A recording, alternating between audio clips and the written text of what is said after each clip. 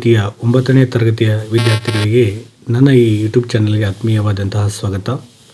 ಇವತ್ತಿನ ತರಗತಿಯಲ್ಲಿ ನಮ್ಮ ಮುಂದೆ ಬರುವ ವಾರ್ಷಿಕ ಪರೀಕ್ಷೆಗೆ ಸಂಬಂಧಿಸಿದ ಹಾಗೆ ಮಾಡೆಲ್ ಕ್ವೆಶ್ಚನ್ ಪೇಪರನ್ನು ಇಲಾಖೆಯವರು ಬಿಟ್ಟಿರುವಂಥದ್ದು. ಆ ಇಲಾಖೆಯವರು ಬಿಟ್ಟಿರುವಂತಹ ಮಾಡೆಲ್ ಕ್ವೆಶ್ಚನ್ ಪೇಪರಲ್ಲಿ ಯಾವ ಪ್ರಶ್ನೆಗಳ ಬಗ್ಗೆ ಪ್ರಶ್ನೆಗಳನ್ನು ಕೇಳಿದ್ದಾರೆ ಎಂಬುದನ್ನು ಇವತ್ತಿನ ಕ್ಲಾಸಲ್ಲಿ ಡಿಸ್ಕಸ್ ಮಾಡ್ಕೊತಾ ಹೋಗೋಣ.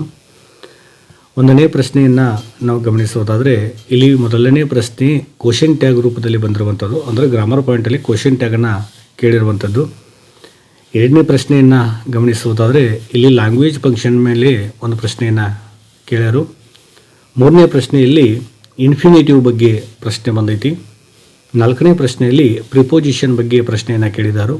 ಅಂದರೆ ನಿಮ್ಮ ಇಂಗ್ಲೀಷ್ ಪ್ರಶ್ನೆ ಪತ್ರಿಕೆಯಲ್ಲಿ ಮೊದಲನೆಯ 4 ಪ್ರಶ್ನೆಗೆ ಆಪ್ಷನ್ಸ್ಗಳಿರ್ತಾವೆ. ಇನ್ನುಳಿದಂತಹ ಪ್ರಶ್ನೆಗಳಿಗೆ ಡೂ ಆ್ಯಸ್ ಡೈರೆಕ್ಟೆಡ್ ಅಂದರೆ ನೇರವಾಗಿ ಉತ್ತರವನ್ನು ನೀವು ಉತ್ತರಿಸಬೇಕು. ಹಾಗಿದ್ರೆ 5ನೇ ಪ್ರಶ್ನೆಯನ್ನು ಗಮನಿಸೋದಾದರೆ ಇಲ್ಲಿ ಕೊಲೆಕ್ಟಿವ್ ವರ್ಡ್ಸ್ ಬಗ್ಗೆ ಪ್ರಶ್ನೆಯನ್ನು ಕೇಳ್ಯಾರು. 6ನೇ ಪ್ರಶ್ನೆಯಲ್ಲಿ ಸಿಲೆಬಲ್ ಬಗ್ಗೆ ಪ್ರಶ್ನೆ ಬಂದೈತಿ. ನಂತರದಲ್ಲಿ ಪಾರ್ಟ್ಸ್ ಆಫ್ ಸ್ಪೀಚ್ ಬಗ್ಗೆ ಪ್ರಶ್ನೆಯನ್ನು ಕೇಳಿದರು.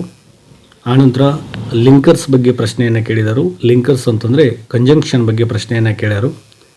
ಅದಾದಮೇಲೆ ಆ್ಯಕ್ಟಿವಸ್ ಪ್ಯಾಸಿವಸ್ ಬಗ್ಗೆ ಪ್ರಶ್ನೆಯನ್ನು ಕೇಳ್ಯಾರು. ನಂತರದಲ್ಲಿ the word use as a verb or noun ಬಗ್ಗೆ ಪ್ರಶ್ನೆಯನ್ನು ಕೇಳ್ಯಾರು. ನಂತರದಲ್ಲಿ ಆರ್ಟಿಕಲ್ಸ್ ಬಗ್ಗೆ ಪ್ರಶ್ನೆಯನ್ನು ಇಲ್ಲಿ ಕೇಳಿರುವಂಥದ್ದು. 12ನೇ ಪ್ರಶ್ನೆಯನ್ನು ಗಮನಿಸೋದಾದರೆ tense form of the verb, ಭಾಳ ಕನ್ಫ್ಯೂಸ್ ಆಗೋಕ್ಕೆ ಹೋಗ್ಬೇಡ್ರಿ. Tense form of the verb ಬೇರೆ.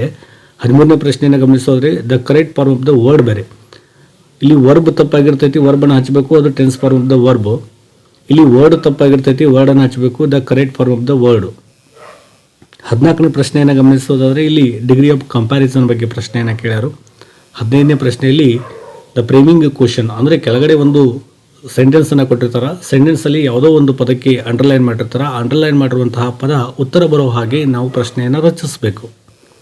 16ನೇ ಪ್ರಶ್ನೆಯನ್ನು ಗಮನಿಸೋದಾದರೆ ರಿಪೋರ್ಟೆಡ್ ಸ್ಪೀಚ್. ರಿಪೋರ್ಟೆಡ್ ಸ್ಪೀಚ್ ಅಂತಂದರೆ ಡೈರೆಕ್ಟ್ ಆ್ಯಂಡ್ ಇಂಡೈರೆಕ್ಟ್ ಸಂಬಂಧಿಸಿದ ಹಾಗೆ ಒಂದು ಪ್ರಶ್ನೆಯನ್ನು ಇಲ್ಲಿ ಕೇಳಿರುವಂಥದ್ದು.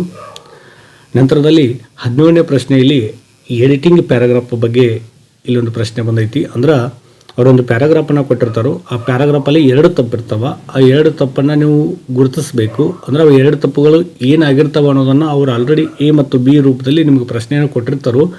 ಇಲ್ಲಿ ಕೆಳಗಡೆ ಗಮನಿಸ್ಬೋದು spelling mistake to be corrected, adverbial mistake to be corrected ಅಂತ. ಅಂದರೆ ಮೇಲಿರುವಂಥ ಪ್ಯಾರಾಗ್ರಾಫಲ್ಲಿ ಒಂದು ಸ್ಪೆಲ್ಲಿಂಗ್ ಮಿಸ್ಟೇಕ್ ಆಗೈತಿ, ಇನ್ನೊಂದು ಅಡ್ವರ್ಬ್ ಮಿಸ್ಟೇಕ್ ಆಗೈತಿ. ಅವುಗಳನ್ನ ನೀವು ಗುರುತಿಸಿ ಆ ಪ್ಯಾರಾಗ್ರಾಫನ್ನು ರೀರೈಟ್ ಮಾಡಿದರೆ ನಿಮಗೆ 2 ಮಾರ್ಕ್ಸ್ಗಳನ್ನ ಕೊಡ್ತಾರೆ. ಅದಾದಮೇಲೆ ಇಲ್ಲಿ 2 ಮಾರ್ಕ್ಸ್ ಕ್ವಶನ್ಸನ್ನು ನೀವು ಗಮನಿಸಬಹುದು. 2 ಮಾರ್ಕ್ಸ್ ಕ್ವಶನ್ಸ್ಗಳು ಯಾವ ಪಾಠದಿಂದ ಬಂದಿರ್ತಾವೋ ಅದೇ ಪಾಠಗಳನ್ನ ನೀವು ಓದ್ಕೊಳ್ಬೇಕು. ನಂತರದಲ್ಲಿ 3 ಮಾರ್ಕ್ಸ್ ಕ್ವಶನನ್ನು ಇಲ್ಲಿ ಕೇಳಿರುವಂಥದ್ದು. 3 ಮಾರ್ಕ್ಸ್ ಕ್ವಶನಲ್ಲಿ ಇಲ್ಲಿ ಕಪಿಲ್ ದೇವ್ ಬಗ್ಗೆ ಅಂದರೆ ಮೈ ಬಿಗಿನಿಂಗ್ಸ್ ಬಗ್ಗೆ ಒಂದು ಪ್ರಶ್ನೆಯನ್ನು ಕೇಳ್ಯಾರು. ಆನಂತರ ನೋಬೆಲ್ನೆಸ್ ಆ್ಯಂಡ್ ಕೈಂಡ್ನೆಸ್ ನೋಬೆಲ್ನೆಸ್ ಬಗ್ಗೆ ಒಂದು ಪ್ರಶ್ನೆ ಇಲ್ಲಿ ಬಂದೈತಿ. ಅಂದ್ರೆ ಇವು 2 ಸಮರಿಯನ್ನು ಮಾಡ್ಕೊಂಡ್ರೆ ಅಂದರೆ ಯಾವುದು ಮೈ ಬಿಗಿನಿಂಗ್ಸ್ ಮತ್ತು ನೋಬೆಲ್ನೆಸ್ ಆ್ಯಂಡ್ ಕೈಂಡ್ನೆಸ್ ನೋಬೆಲ್ನೆಸ್ ಇವು 2 ಪಾಠದ ಸಮರಿಯನ್ನು ಮಾಡ್ಕೊಂಡ್ರೆ ನಿಮಗೆ 6 ಮಾರ್ಕ್ಸ್ಗಳು ಬರ್ತಾವೆ.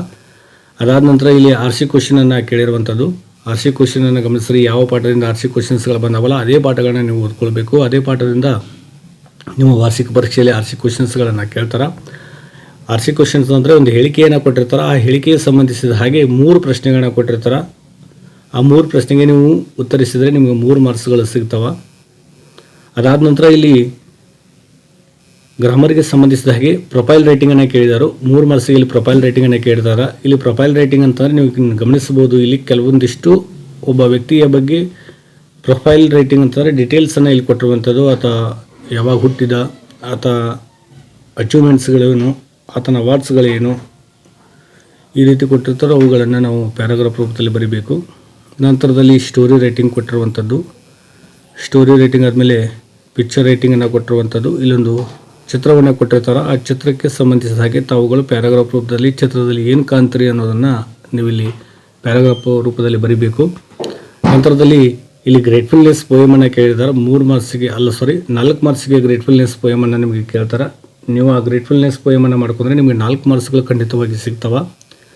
ಅದಾದ ನಂತರ ಇಲ್ಲಿ ಪ್ಯಾಸೇಜ್ ಕೇಳಿರುವಂಥದ್ದು. ಈಗಾಗಲೇ ನಿಮಗೆ ತರಗತಿಯಲ್ಲಿ ನಾನು ನಿಮ್ಗೆ ತಿಳಿಸಿದ್ದೀನಿ ಪ್ಯಾಸೇಜ್ ಅಂತಂದರೆ ಏನು. ಒಂದು ಪ್ಯಾರಾಗ್ರಾಫನ್ನು ಕೊಟ್ಟಿರ್ತಾನೆ. ಆ ಪ್ಯಾರಾಗ್ರಾಫ್ ಸಂಬಂಧಿಸಿದಾಗೆ ಕೆಳಗಡೆ 2 ಪ್ರಶ್ನೆಗಳನ್ನ ಕೊಟ್ಟಿರ್ತಾನೆ. ಅದೇ ಪ್ಯಾರಾಗ್ರಾಫ್ದಲ್ಲಿ ಆ 2 ಪ್ರಶ್ನೆಗಳಿಗೆ ಉತ್ತರ ಇರ್ತದೆ. ಆ ಉತ್ತರಗಳನ್ನ ನೀವು ಹುಡುಕಿ ಬರೆದ್ರಿ ಅಂತಂದರೆ ನಿಮಗೆ ಒಂದು ಪ್ರಶ್ನೆಗೆ 2 ಮಾರ್ಕ್ಸ್ ಸಂಬಂಧಿಸಿದ ಹಾಗೆ 4 ಮಾರ್ಕ್ಸ್ಗಳು ಒಟ್ಟಾರೆಯಾಗಿ ಇಲ್ಲಿ ಸಿಗ್ತವೆ. ನಂತರದಲ್ಲಿ 4 ಮಾರ್ಕ್ಸಿಗೆ ಒಂದು ಲಾಂಗ್ ಸಮರಿಯನ್ನು ಕೇಳ್ತಾನೆ. ಉಪಗುಪ್ತ ಪಾಠದಿಂದ ಇಲ್ಲಿ ಸಮರಿಯನ್ನು ಕೇಳಿರುವಂಥದ್ದು. ನೀವು ಉಪಗುಪ್ತ ಪಾಠವನ್ನು ಮಾಡಿದರೆ ಸಾಕು, ನಿಮಗೆ 4 ಮಾರ್ಕ್ಸ್ಗಳು ಸಿಗ್ತವೆ. ಇನ್ನು 2 ಪ್ರಶ್ನೆಗಳು ನಿಮಗೆ ಆಪ್ಷನ್ ಆಗಿರ್ತವೆ, ನೀವು ಬರೀಬಹುದು, ಬರದೇ ಇರಬಹುದು. 3 ಪ್ರಶ್ನೆಯಲ್ಲಿ ಯಾವುದಾದ್ರೂ ಒಂದು ಪ್ರಶ್ನೆಗೆ ಉತ್ತರಿಸಿದರೆ ನಿಮಗೆ 4 ಮಾರ್ಕ್ಸ್ಗಳು ಸಿಗೋದರಿಂದ ನೀವು ಉಪಗುಪ್ತ ಪಾಠದಲ್ಲಿರುವಂಥ ಸಮರಿಯನ್ನು ಮಾಡಿದರೆ ಸಾಕು. ನಂತರದಲ್ಲಿ ಇಲ್ಲಿ ಎಸ್ಸೆ ರೈಟಿಂಗನ್ನು ಕೇಳಿರುವಂಥದ್ದು. ಯೂಸಸ್ ಆಫ್ ಕಂಪ್ಯೂಟರ್ಸ್ ಬಗ್ಗೆ, ಎನ್ವೈರ್ಮೆಂಟಲ್ ಪೊಲ್ಯೂಷನ್ ಬಗ್ಗೆ, ಸ್ಪೋರ್ಟ್ಸ್ ಆ್ಯಂಡ್ ಗೇಮ್ಸ್ ಬಗ್ಗೆ. ಈ 3ರಲ್ಲಿ ಯಾವುದಾದ್ರೂ ಒಂದು ಪೊಲ್ಯೂಷನ್ ಅಥವಾ ಈ 3ರಲ್ಲಿ ಯಾವುದಾದ್ರೂ ಒಂದು ನೀವು ಎಸ್ಸೆಯನ್ನು ಬರೆದ್ರೆ ನಿಮಗೆ 4 ಮಾರ್ಕ್ಸ್ಗಳು ಖಂಡಿತವಾಗಿ ಸಿಗ್ತವೆ. ಕೊನೆಯದಾಗಿ ಲೆಟರ್ ರೈಟಿಂಗ್ ಸಂಬಂಧಿಸಿದ ಹಾಗೆ ಈ ಪ್ರಶ್ನೆ ಪತ್ರಿಕೆಯಲ್ಲಿ ಅತಿ ಹೆಚ್ಚು ಅಂಕಗಳನ್ನು ಹೊಂದಿರುವಂಥ ಪ್ರಶ್ನೆ ಯಾವುದಾದ್ರೂ ಇದ್ದರೆ ಅದು ಲೆಟರ್ ರೈಟಿಂಗು. 5 ಮಾರ್ಕ್ಸ್ಗಳನ್ನು ಈ ಲೆಟರ್ ರೈಟಿಂಗಲ್ಲಿ ಕೇಳ್ತಾನೆ. ಒಟ್ಟಾರೆಯಾಗಿ 2 ಲೆಟರ್ ರೈಟಿಂಗ್ ಇರ್ತವೆ, ಒಂದು ಆಫಿಷಿಯಲ್ ಲೆಟರ್ ಮತ್ತು ಇನ್ನೊಂದು ಪರ್ಸ್ನಲ್ ಲೆಟರ್ ಅಂತ.